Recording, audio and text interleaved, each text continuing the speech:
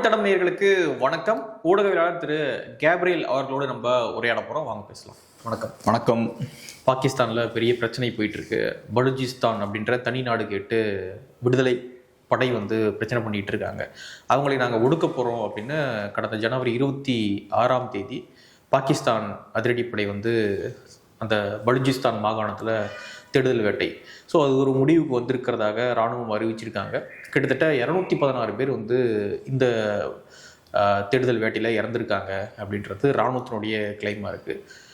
இந்தியாவினுடைய இன்ஃப்ளூயன்ஸும் இதுக்குள்ளே இருக்குது. பலுஜிஸ்தானை அவங்க ஊக்குவிக்கிறாங்க, அந்த குழுக்கிட்ட ஆயுதங்கள்லாம் கொடுக்குறாங்க இந்தியா அப்படின்ற குற்றச்சாட்டையும் பாகிஸ்தான் வச்சுருக்காங்க. ஸோ எப்படி பார்க்குறீங்க இந்த விஷயத்தை?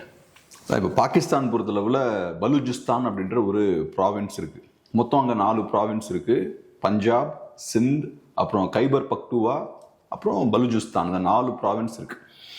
குறிப்பாக ரொம்ப செழிப்பான ப்ராவின்ஸ்னு பார்த்தோன்னா பஞ்சாப் ப்ராவின்ஸ் தான். அங்கே பாகிஸ்தானோட பொருளாதாரத்தை எடுத்துக்கிட்டோன்னா பெரும்பான்மையான வளங்கள் அங்கே தான்.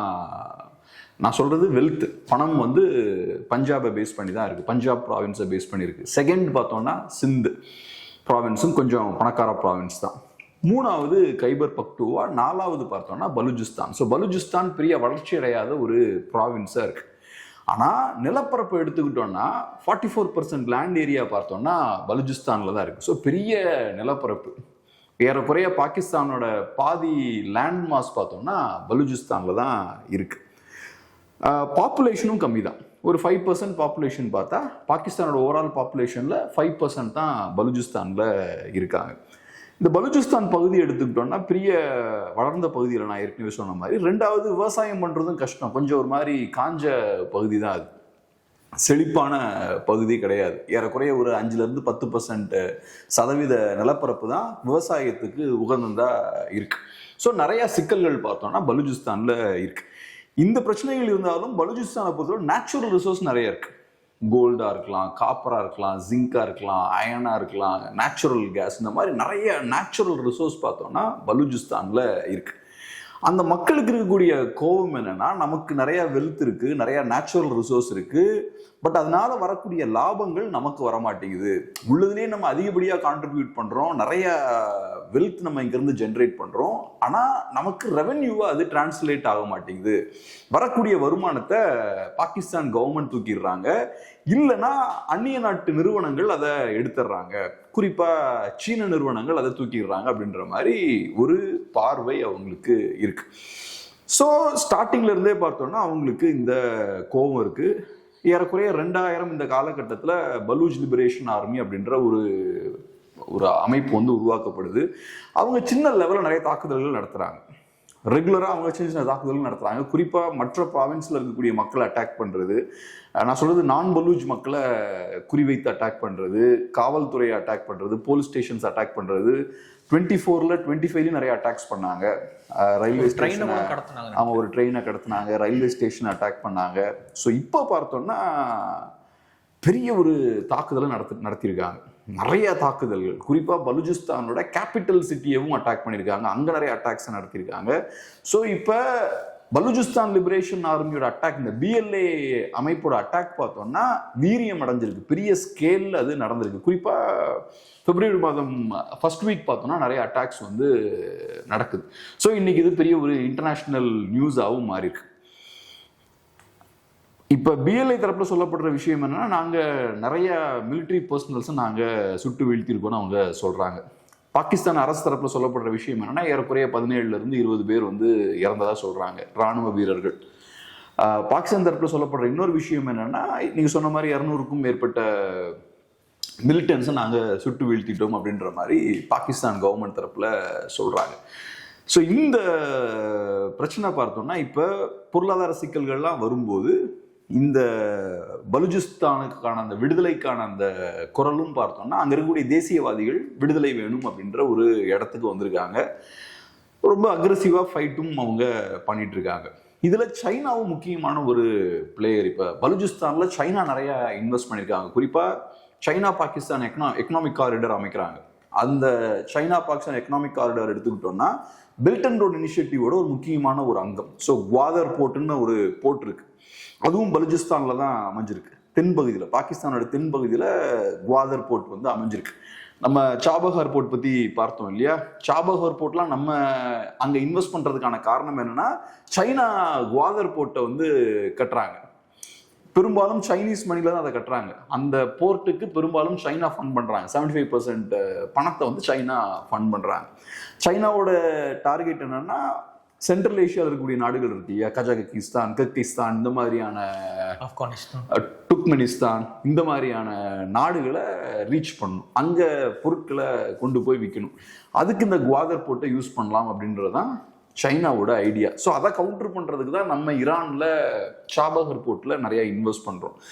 ஸோ இப்போ சைனாவையும் எதிரியா பார்க்குறாங்க. அதே மாதிரி சைனா பாகிஸ்தான் எக்கனாமிக் காரிடாரையும் பலுச்சிஸ்தான் தேசியவாதிகள் ஒரு மோசமான ஒரு ப்ராஜெக்டா பார்க்குறாங்க. ஏன்னா அவங்கள பொறுத்தளவில் பலுச்சிஸ்தான்ல நிறைய ரிசோர்ஸ் இருக்கு, அதை சைனாக்காரன் வந்து உறிஞ்சிட்டு போறான். ஸோ நம்மளோட ரிசோர்ஸ் ஃபுல்லாக அவங்க திருடிட்டு போறாங்க, அதனால வரக்கூடிய லாபங்கள் நமக்கு வரமாட்டேங்குது. அது உண்மையும் கூட தான். அங்க நிறைய ரிசோர்ஸ் இருந்தாலும் அந்த மக்களுக்கு எந்த லாபமும் இல்லை. நான் சொன்ன மாதிரி ஓவராலா பஞ்சாப் ப்ராவின்ஸ் ரொம்ப செழிப்பா இருக்கு. பலுச்சிஸ்தான் எடுத்துக்கிட்டோம்னா ரொம்ப ரொம்ப ரொம்ப ரொம்ப பின்தங்கிய ப்ராவின்ஸா இருக்கு. ஸோ இதுதான் பேசிக்கான பிரச்சனை. அது போக ஜியோ பொலிட்டிக்கலாவும் சில மாற்றங்கள் ஏற்பட்டிருக்கு. அமெரிக்காக்காரங்க ஆப்கான்ல இருந்து வெக்கேட் பண்ணதுக்கு அப்புறம் நிறைய ஆயுதங்களையும் விட்டு போறாங்க. தாலிபான் கைக்கு பவர் போகுது. தாலிபானுக்கும் பாகிஸ்தானுக்கும் இப்போ மோதல் ஸ்டார்ட் ஆயிருச்சு. ரெண்டு பேருக்கும் சுமூகமான ஒரு சூழல் இல்லை. ஸோ இப்போ என்ன ஆகுது, பலூச் இந்த மிலிட்டன்ஸ் வந்து அங்கே ஈஸியாக அங்கே போய் ட்ரெயின் ஆகிட்டு வருது, அங்கே போகிறது, அங்கே இருக்கக்கூடிய ஆயுதங்கள் இங்கே வருது. இந்த விஷயங்களும் இப்போ நடக்க ஆரம்பிக்குது. ஸோ அமெரிக்கன்ஸ் அங்கே இருக்க வரைக்கும் அந்த பிரச்சனை இல்லை. அமெரிக்கன்ஸ் அங்கே இருக்க வரைக்கும் இந்த பலூச் மிலிட்டன்ஸுக்கு அங்கே பெரிய ஆக்சஸ் இல்லை. இப்போ அமெரிக்கன்ஸ் அங்கே வெளியே போனதுக்கப்புறம் இது இன்னொரு வகையான ஒரு இன்ஸ்டபிலிட்டியை கிரியேட் பண்ணுது. அதான் எப்பவுமே ஒரு இடத்துல நீங்கள் ஸ்டேட்டஸ்கோ டிஸ்டர்ப் பண்ணீங்கன்னா நம்ம எதிர்பார்க்காத வேற விதமான டிஸ்டர்பன்ஸ் அது மற்ற நாடுகளில், சுற்றி இருக்க நாடுகளில் வந்து அது ஏற்படுத்தும். ஸோ அந்த மாதிரியான விஷயமும் பார்த்தோம்னா இங்கே நடந்திருக்கு. ஸோ இப்படிப்பட்ட பிரச்சனைகள்லாம் சேர்ந்து இன்னைக்கு பெரிய ஒரு பிரச்சனையை கிரியேட் பண்ணியிருக்கு. ரெண்டாவது, இது புதுசு கிடையாது. பலூச்சிஸ்தான்ல தொடர்ச்சியாக நிறைய பிரச்சனைகள் நடந்துகிட்டே தான் இருக்கு. இந்தியாவுக்கும் பாகிஸ்தானுக்கும் விடுதலை கிடைச்சதுக்கு அப்புறம் 1948 ஃபர்ஸ்ட் இந்த பிரச்சனை ஸ்டார்ட் ஆகுது. அப்புறம் 1950s பாகிஸ்தான்ல 1 யூனிட் ஸ்கீம்னு ஒரு ஸ்கீம் கொண்டு வராங்க. அது ரொம்ப ஃபேமஸான ஒரு ஸ்கீம். பங்களாதேஷை கார்னர் பண்றதுக்காக, அதாவது ஈஸ்ட் பாகிஸ்தான், அப்ப ஈஸ்ட் பாகிஸ்தானை கார்னர் பண்றதுக்காக 1 யூனிட் ஸ்கீம் கொண்டு வராங்க. நான் சொன்ன மாதிரி பாகிஸ்தான்ல 4 ப்ராவின்ஸ் இருக்கு. அந்த 4 ப்ராவின்ஸையும் சேர்த்து வெஸ்ட் பாகிஸ்தான் அப்படின்னு மாத்துறாங்க. அப்புறம் இதை ஈஸ்ட் பாகிஸ்தான் கொண்டு வராங்க. ஏன்னா பங்களாதேஷ்ல பாப்புலேஷன் அதிகம், இவங்கனால அவங்களை கண்ட்ரோல் பண்ண முடியல. ஸோ கவர்மெண்ட் என்ன சொல்றாங்க, வெஸ்ட்டுக்கும் ஈஸ்ட்டுக்கும் நடுவில் பெரிய கேப் இருக்கு, 1000 கிலோமீட்டர்ஸ்க்கு மேல இருக்கு. ஸோ அதனால அந்த பிரச்சனை இருக்கும்போது நாடை நம்ம சுமூகமா நிர்வாகம் பண்ணணும்னா இந்த 1 யூனிட் ஸ்கீம் நமக்கு தேவை. ஸோ இந்த 4 ப்ராவின்ஸா இருக்கிறத விட ஒரு ப்ராவின்ஸா இருக்கிறது பெட்டர்னு பாகிஸ்தான் கிளைம் பண்ணாங்க. ஆனால் உண்மையான ஸ்ட்ராட்டஜி என்னன்னா, ஈஸ்ட் பாகிஸ்தான்ல பாப்புலேஷன் அதிகமா இருக்காங்க. ஸோ அவங்களை கவுண்டர் பண்றதுக்கு ஒரு பெரிய ஒரு யூனிட்டா கிரியேட் பண்றாங்க. வெஸ்ட் பாகிஸ்தானை ஒரு சிங்கிள் யூனிட்டா கிரியேட் பண்றாங்க. அது பங்களாதேஷி மக்களையும் கோவப்படுத்துது, அங்க பெரிய ஒரு பிரச்சனையை கிளப்புது. ரெண்டாவது, பலூச்சிஸ்தான் மக்களையும் அது கோவப்படுத்துது.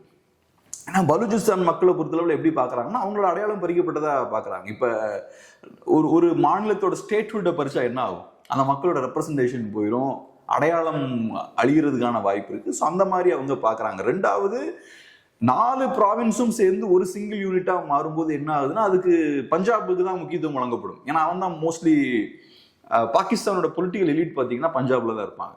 ஸோ அந்த வகையில் பஞ்சாபுக்கு தான் முக்கியத்துவம் வழங்கப்படும், அங்கேயும் பலூச்சிஸ்தான் ஒதுக்கப்படும்.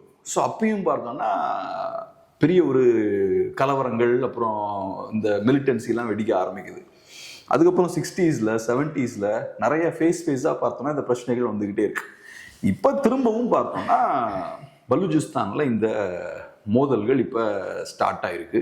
பார்ப்போம். இப்போ இந்தியா வந்து சப்போர்ட் பண்றாங்க பலூச்சிஸ்தானை, பாகிஸ்தானை கவுண்டர் பண்ண பலூச்சிஸ்தானை இந்தியா சப்போர்ட் பண்றாங்க அப்படின்ற ஒரு வாதத்தையும் பாகிஸ்தான் வைக்கிறாங்க. ஸோ இது எப்படி பார்க்குறீங்க? பாகிஸ்தான் ஆதாரங்களை கொடுக்கல, இந்தியா சப்போர்ட் பண்றாங்கன்னு சொல்லியிருக்காங்க, ஆதாரங்கள் கொடுக்கல. குறிப்பா பாகிஸ்தானோட பிரைம் மினிஸ்டர் ஷபாஸ் ஷெரீஃப் அதை பேசியிருக்காரு. ஸோ 2019 பிஎல்ஏ இந்தியாவோட ஒரு ப்ராக்சியா செயல்பட்டு இருக்காங்க.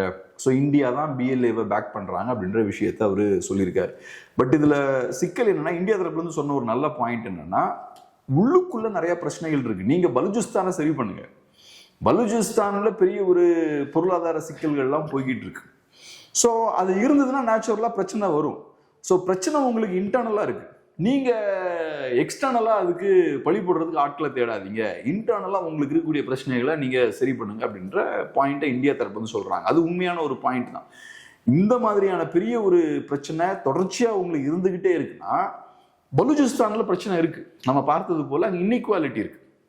இதுக்கு முன்னாடி பங்களாதேஷ் பிரிஞ்சு போனது அதே தான். நீங்க வெஸ்ட் பாகிஸ்தானை ஃபோக்கஸ் பண்றீங்க, ஈஸ்ட் பாகிஸ்தானை ஈஸ்ட் பாகிஸ்தானை ஃபோக்கஸ் பண்ணல, பங்களாதேஷை ஃபோக்கஸ் பண்ணல. பொலிட்டிக்கல் ரெப்ரசன்டேஷன் அவங்களுக்கு கொடுக்கறதுக்கும் பொலிட்டிக்கல் இம்பார்ட்டன்ஸ் அந்த பகுதி கொடுக்கறதுக்கும் உங்களுக்கு விருப்பம் இல்லை. அங்கே பஞ்சாப்ல இருந்த பொலிட்டிக்கல் எலீட் தான் பாகிஸ்தானை கண்ட்ரோல் பண்ணு நீங்க நினைச்சீங்க. ஸோ அப்போ பிரிஞ்சு போயிட்டாங்க. இங்கேயும் இப்போ இதே பிரச்சனை தான். பலுச்சிஸ்தான் மக்களும் அவங்க சரியா மதிக்கப்படலை அப்படின்ற மாதிரி பார்க்குறாங்க. நம்ம கொடுக்க வேண்டிய முக்கியத்துவத்தை கொடுக்கலன்னு பார்க்குறாங்க. ஸோ அப்போ நேச்சுரலாக இந்த பிரச்சனை வரும். அதை அவங்க சரி பண்ணணும். அதுக்கான வாய்ப்புகள் ரொம்ப கம்மி தான். ஏன்னா இப்போ சைனாக்கிட்டையும் போய் மாட்டிட்டு இருக்காங்க. குளோபலாகவும் பார்த்தோன்னா நிறைய பிரச்சனைகள் இப்போ போயிட்டு இருக்கு. ஸோ இது எப்படி அவங்க மீண்டு வர போறாங்கன்னு தெரியல. ஆல்ரெடி நிறைய பொருளாதார சிக்கல்லாம் வர சீனா இருக்கு. இப்போ ஆபரேஷன் சிந்தூர் பிரச்சனை வந்த போது கூட அப்போது கூட அங்கே பலுச்சிஸ்தான் அந்த குரல் வந்து அதிகமாச்சு. இந்தியாவிலேருந்து கூட நிறைய பிஜேபி சப்போர்ட்டர்ஸ்லாம் வந்து பலுச்சிஸ்தான் அப்படின்ற ஒரு விஷயத்த நாங்கள் ஆதரிக்கிறோம் அப்படின்லாம் பதிவுகள் போட்டுக்கிட்டு இருந்தாங்க. ஸோ பலுச்சிஸ்தான் அப்படின்ற ஒரு விஷயம் பாகிஸ்தானை கவுண்டர் பண்ண ஒரு நல்ல பாயிண்ட் அப்படின்னு நினைக்கிறாங்களா, ஒரு நல்ல ஒரு இது நினைக்கிறாங்களா? இப்போதான் நான் சொன்ன மாதிரி ஒரு நாட்டில் நீங்கள் ஒரு பெரிய மாற்றத்தை கொண்டு வந்தீங்கன்னா ஒரு கேஸ்கேடிங் எஃபெக்ட்டும்பாங்க. அது வேற வேற பிரச்சனைகளை மற்ற நாடுகளுக்கு கிரியேட் பண்ணும். பாகிஸ்தானில் இன்ஸ்டெபிலிட்டி கிரியேட் பண்ணால் இப்போ ஒரு ஸ்டாட்டஸ்கோ வரைக்கும் பிரச்சனை. நம்ம அவனை ஒரு அடி அடிக்கிறது, அவன் நம்மக்கிட்ட சண்டைக்கு வருது, அப்படியே ஒரு ஸ்டாட்டஸ்கோ மெயின்டைன் ஆகுது, ஓகே. ஆனால் பாகிஸ்தான் கொலாப்ஸ் ஆகுதுன்னு வச்சுப்போம், அது நமக்கும் டேஞ்சர். அது எப்படி ஆப்கானில் அமெரிக்கன் ரூல் கொலாப்ஸ் ஆகும்போது இப்போ பாகிஸ்தானுக்கு பிரச்சனை வருது. இனிஷியலாக பார்க்கும்போது அப்படி தோணல. தாலிபான்ஸ் என்ன அவங்க ஒரு இஸ்லாமிக் ஆட்சியாளர்கள் தான், இங்கேயும் ஏறக்குறைய இஸ்லாமிய ஆட்சியாளர்கள் தான் இருக்காங்க, எல்லாம் ஸ்மூத்தாக போகுன்ற மாதிரி தான் எல்லாம் பார்த்தாங்கன்னா காமன் மேன் அப்படிதான் பார்த்தான். ஆனால் இப்போ அங்கே பார்த்ததுக்கப்புறம் பார்த்தோம்னா வேற சிக்கல்கள் வருது பாருங்க. ஆப்கானிஸ்தான் அமெரிக்கன் ரூல் வீழ்ந்ததால வேற பிரச்சனைகள் இன்னைக்கு பாகிஸ்தானுக்குள்ள வருது. ஸோ இப்படிதான் கேஸ்கேடிங் எஃபெக்ட் இருக்கும். ஸோ பலுச்சிஸ்தான் இப்போ பலுச்சிஸ்தான் மக்கள் பக்கம் நியாயம் இருக்கு. அந்த மக்களா சண்டை போட்டு ஒரு தனி நாடை ஃபார்ம் பண்றாங்கன்னா அது வேற. இப்போ இந்திய மக்கள்லாம் சேர்ந்து சண்டை போட்டு பிரிட்டிஷ்காரங்கிட்ட இருந்து நம்ம விடுதலை வாங்கணும். அது அங்க ஒரு ப்ராசஸ் நடந்து அது நேச்சுரலா நடந்ததுன்னா அது ஓகே, அதை கண்டிப்பா ஏத்துக்கலாம். பட் நம்ம இங்க இருந்து நினைக்கிறது இருக்குல்ல, அவன் கம்ப்ளீட்டா காலி ஆயிடணும், அவன் நாட்டை அடிச்சு காலி பண்ணிடணும் நினைக்கிறது இருக்குல்ல, அது யூஸ்வலா பேக் ஃபயர் ஆகும் நிறைய நேரங்கள்ல. ஏன்னா அங்கேயும் நிறைய கோடிக்கணக்கான மக்கள் இருக்காங்க. இப்ப பங்களாதேஷ்ல பாருங்க, பிரச்சனை தான் அது நமக்கு பாதிப்பை ஏற்படுத்தும். ஸோ பங்களாதேஷ்லயும் ஸ்டெபிலிட்டி இருக்கணும், நேபாள்லயும் ஸ்டெபிலிட்டி இருக்கணும், பாகிஸ்தான்லயும் ஒரு ஸ்டெபிலிட்டி இருக்கணும். சண்டை போடுறது அது வேற. ஆனா கம்ப்ளீட்டா அவன் கொலாப்ஸ் ஆனா அது நமக்கும் பிரச்சனை ஏற்படும். ஸோ அதனால ஓவரா இமேஜின் பண்றதும் நல்லதில்லை. இப்போ பலுச்சிஸ்தான் பார்க்கும்போது ஒரு பக்கம் பாகிஸ்தானோடு அவங்க பார்டர் ஷேர் பண்ணுறாங்க, மேபி பெரிய பட்சத்தில்.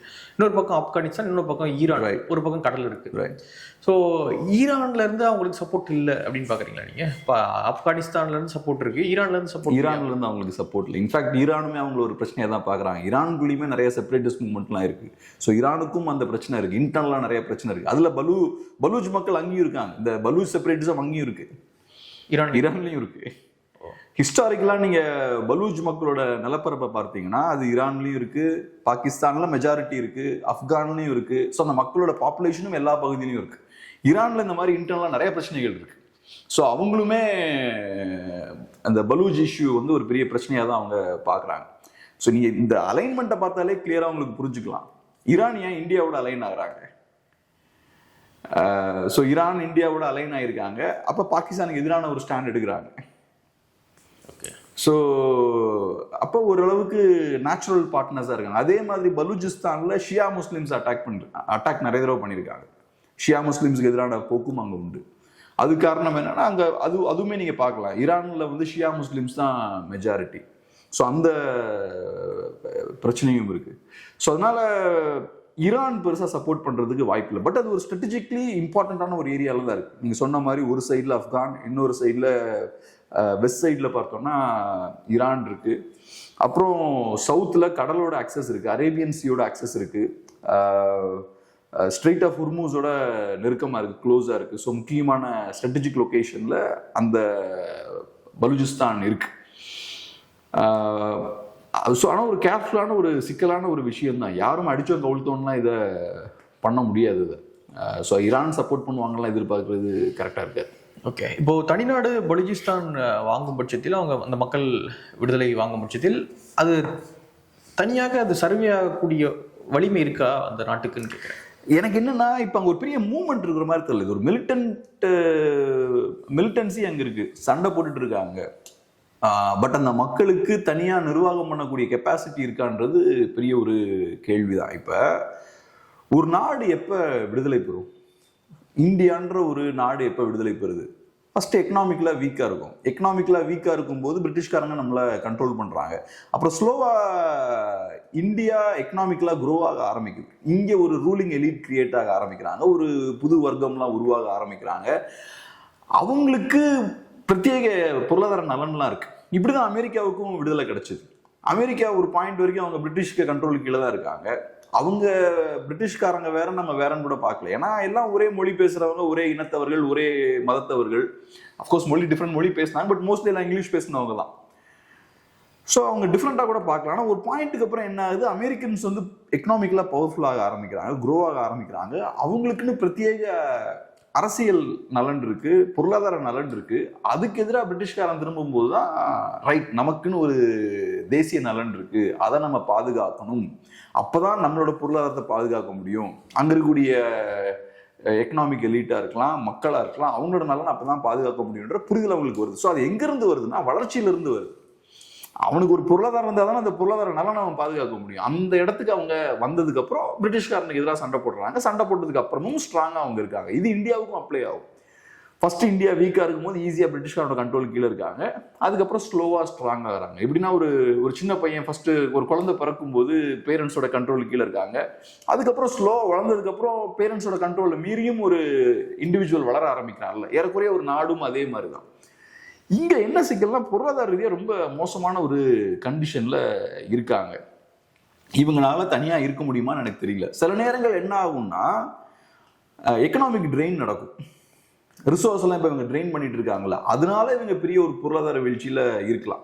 அப்படி இருக்கும்போது அந்த ரிசோர்ஸ் ட்ரெயின் நடக்குது இல்ல, அதை ஸ்டாப் பண்ணியாச்சுன்னா சில நேரங்களில் ஒரு ஸ்டெபிலிட்டி கிடைக்கிறதுக்கு வாய்ப்பு இருக்கு. நல்ல ஒரு எக்கனாமிக் க்ரோத் அந்த பகுதியில் ஏற்படுவதற்கான வாய்ப்பு இருக்கு. அப்படி கூட மேபி நடக்கலாம். இப்போ க்ரோத் இல்லைனாலும் அது நடக்கும்போது அது ஒரு ஃபியூச்சர்ல க்ரோத் கொடுக்கறதுக்கான வாய்ப்பு இருக்கு. ஆனா அப்படி ஏற்பட்டுச்சுன்னா என்ன ஆகும்னா பாகிஸ்தானோட மற்ற பகுதிகள்லாம் கொலாப்ஸ் ஆயிரும். பலூச்சிஸ்தான் இல்லாம பாகிஸ்தானோட மற்ற 3 ப்ராவின்ஸும் தாக்கு பிடிச்சு பாகிஸ்தானா இருக்க முடியுமா அப்படின்ற கேள்வி. ஏன்னா இந்த ரிசோர்ஸ்லாம் வச்சுதான் அவங்க சர்வே ஆயிட்டு இருக்காங்க. ஸோ இந்த மாதிரி நிறைய கேள்விகள் இருக்கு. ஒரு ஒரு ஒரு பாயிண்ட்டை நம்ம டச் பண்ணிட்டோம்னா மற்றதெல்லாம் கொலாப்ஸ் ஆகிறதுக்கும் வாய்ப்பு இருக்கு. ஸோ தெரில எப்படி போகும்னு, இது தெரில. ஆனா அந்த மக்கள் ஒன்னா சேர்ந்து ப்ரொடெஸ்ட் பண்ணி ஒரு நேஷனல் மூவ்மெண்ட்டா ஃபார்ம் ஆயிட்டாங்கன்னா அதுக்கு ரெடி ஆயிட்டாங்கன்னு அர்த்தம். எனக்கு என்ன அங்க பெரிய ஒரு மூவ்மெண்ட் இருக்கிற மாதிரி தெரியல. மிலிட்டன்சி இருக்கு. மிலிட்டன்சி இருக்குன்னா அது மூவ்மெண்ட்னே நம்ம எடுத்துக்க முடியாது. அது மூவ்மெண்ட்டாகவும் இருக்கலாம், ஒரு பெரிய ஒரு மூவ்மெண்ட்டும் அங்கே இருக்கலாம். பட் என்னன்னா மிலிட்டன்சி இருக்குன்னா சில நேரங்கள் வெளியிருந்தும் ஃபண்ட் பண்ணலாம். ஆப்கான் ஃபண்ட் பண்ணலாம், வேற இவங்கனால வேற யாருக்கெல்லாம் லாபம் கிடைக்கும். சைனாவை கவுண்டர் பண்ணணும்னு வேற ஃபோர்ஸஸ் நினைக்கலாம், அவங்களும் இவங்களை பேக் பண்ணலாம். ஏன்னா இப்போ சைனாவுக்கு இவங்க பெரிய சிக்கல் பிஎல்ஏ. சைனாவை பொறுத்தளவில் சைனாவுக்கு அங்கே இன்வெஸ்ட் பண்ண முடியல. இப்போ ஏகப்பட்ட பணத்தை போட்டிருக்காங்க. இப்போ குவாதர் போர்ட்லாம் எடுத்துக்கிட்டோம்னா அவங்க நிறைய இன்வெஸ்ட் பண்ணியிருக்காங்க, பட் அதுவும் ரிட்டர்ன்ஸ் வர மாட்டேங்குது சைனாவுக்கு. அதுக்கான காரணம் என்னன்னா, ஒன்று உங்களுக்கு போர்ட் மட்டும் இருந்தால் பத்தாது, அதுக்கு தேவையான ரோட் கனெக்டிவிட்டி வேணும், ட்ரெயின் கனெக்டிவிட்டி வேணும். இதெல்லாம் இருந்தால் தான் அந்த போர்ட் ப்ராப்பராக ஃபங்க்ஷன் ஆகும். இப்போ குவாதர் போர்ட்டுக்கு சிக்கல் என்னன்னா, போர்ட் இருக்கு பட் அது ப்ராப்பராக ஆப்ரேட் ஆக மாட்டேங்குது, ஃபுல் பொட்டன்ஷியல் ஆப்ரேட் ஆக மாட்டேங்குது. ஸோ அதனால வேஸ்ட் ஆகிட்டு தான் இருக்குது. நிறைய பணம் போட்டும் ஃபுல்லாக அதை யூஸ் பண்ண முடியல. அது போக சைனீஸ் ஆட்டில் குறி வச்சு அடிக்கிறாங்க பிஎல்ஏ. சைனீஸ் இன்வெஸ்ட்மெண்ட்ஸை டார்கெட் பண்ணி அடிக்கிறாங்க. இதெல்லாம் பண்ணும்போது சைனாக்காரங்களுக்கும் அங்கே சிக்கல் இருக்குது. ஸோ அதனால பொருளாதார ரீதியாக நமக்கு தெரில அவங்களால இண்டிபெண்ட்டாக நிற்க முடியுமா அப்படின்றது தெரில. கீழே மக்கள் ஆர்கனைஸ் ஆகி, இப்போ இந்தியாலாம் விடுதலை வாங்கும்போது அப்படி தானே, மக்கள் ப்ராப்பராக ஆர்கனைஸ் ஆகி ஒரு ஃப்ரீடம் மூமெண்ட் ஒன்று கிரியேட் ஆகுது, ஒரு பொலிட்டிக்கல் ஃபோர்ஸாக மாறி பிரிட்டிஷ்காரங்களை வீழ்த்தி அந்த வேக்யூமில் இவங்க வந்து உட்கார்றாங்க. அந்த மாதிரியான ஒரு ஆர்கனைஸ் மூமெண்ட் இருந்தால் பெட்டர், ஓரளவுக்கு ஸ்டெபிலிட்டி இருக்கும். அதனால தான் பிரிட்டிஷ்காரங்க இருக்கும்போதும் இந்தியாவில் ஓரளவுக்கு ஸ்டெபிலிட்டி இருந்தது. போனதுக்கு அப்புறமும் இன்னைக்கு ஓரளவுக்கு ஸ்டெபிலிட்டி இருக்கு. மற்ற பகுதிகளெல்லாம் சிக்கல் இருக்கும் போதும் இன்ஹரண்டா இந்தியாவுக்குள்ள ஒரு ஸ்டெபிலிட்டி இருக்குல்ல, அந்த விஷயம் அப்பதான் அச்சீவ் பண்ண முடியும். இப்போ இப்போதைக்கு பலுச்சிஸ்தான் இல்லை, தெரியல. பாகிஸ்தான் திவால் ஆயிட்டா மேபி பாகிஸ்தானால இவ்வளவு ஹோல்ட் பண்ணி வைக்க முடியாதுல்ல. பலூச்சிஸ்தான் தனியா போறதுக்கான ஸ்ட்ரென்த் அவங்களுக்கு இருக்கோ இல்லையோ, பாகிஸ்தானுக்கு அந்த ஸ்ட்ரென்த் இருக்கணும் அவங்களை ஹோல்ட் பண்ணி வைக்கிறதுக்கு. என்ன நடக்கும்னு தெரில. ஏன்னா இப்போ நீங்கள் வந்து ஒவ்வொரு ஸ்டேட்டுக்கும் போனால் தான் அங்கே இருக்கிற சென்டிமெண்ட்ஸ்லாம் உங்களுக்கு புரிஞ்சுக்க முடியும். இப்போ நீங்கள் காஷ்மீருக்கு போனால் தான் அங்கே இருக்கிற மூடு என்னன்றதை நம்ம கிளியராக புரிஞ்சுக்க முடியும். பஞ்சாபுக்கு போனால் தான் அங்கே இருக்கிற மூடு என்ன நமக்கு புரிஞ்சுக்க முடியும். நீங்கள் நார்த்தில் ட்ராவல் பண்ணும்போது நம்ம இங்கேருந்து பேசுறது ஈஸி, நம்ம இங்கேருந்து பேசும்போது வேகாக பேசுவோம். காஷ்மீரா அவங்கெல்லாம் தீவிரவாதிகளாச்சு அப்படின்னு நம்ம மக்கள் எதாவது காட்டுத்தனமாக பேசுவாங்க. பஞ்சாபா ரொம்ப ரஃப்பாக இருப்பாங்களே, அது பேசிக்கான தவறான பார்வைகள் அந்த மாதிரி நிறைய இருக்கும். ஆனால் நீங்கள் உள்ளே போனால் தான் அவங்களோட சென்டிமெண்ட்ஸ் என்ன, அவங்களோட பொருளாதாரம் எப்படி இருக்கு, அந்த மக்கள் நல்லா ஹெல்த்தியாக இருக்காங்களா, நல்லா செழிப்பாக இருக்காங்களா, இதெல்லாம் நம்ம பார்த்தா தான் நம்ம அண்டர்ஸ்டாண்ட் பண்ண முடியும். நார்த் ஈஸ்டில் வேற மாதிரியான ஒரு மூட் இருக்கும், நார்த்தில் வேற மாதிரியான மூட் இருக்கும். ஸோ நம்ம இங்கே உட்காந்து இந்தியாவில் உட்காந்து நம்ம பலூச்சிஸ்தானோட மக்களோட சென்டிமெண்ட்ஸ் என்னன்றதை பேச முடியாது. நம்ம ஓவராலாக ஜியோ பொலிட்டிக்கலாக பேசலாம். ஆப்கானில் சில மாற்றங்கள் ஏற்பட்டிருக்கு, அது இங்கே ஒரு எஃபெக்டை ஏற்படுத்துது. பொருளாதார ரீதியாக சில பிரச்சனைகள், கிரீவன்ஸ் அந்த மக்களுக்கு இருக்கு, அது தீர்க்கப்படும் வரை இந்த பிரச்சனை இருந்துட்டு தான் இருக்கும். இதெல்லாம் சயின்டிஃபிக்காக நம்ம பேசலாம். பட் அவங்களோட அந்த நேஷனலிசம் எந்த மாதிரி இருக்கு, அவங்க எமோஷனல் அதை எப்படி அணுகுறாங்க, இதெல்லாம் நம்ம ஃபீல் பண்ண முடியாதுல்ல இங்கே உட்காந்துக்கிட்டு. ஸோ அது நம்ம அந்த மக்களோட கனெக்ஷன் தான் நமக்கு தெரியும். ஓகே, நிறைய விஷயங்களை நம்மோட பகிர்ந்துக்கிட்டீங்க. நன்றி.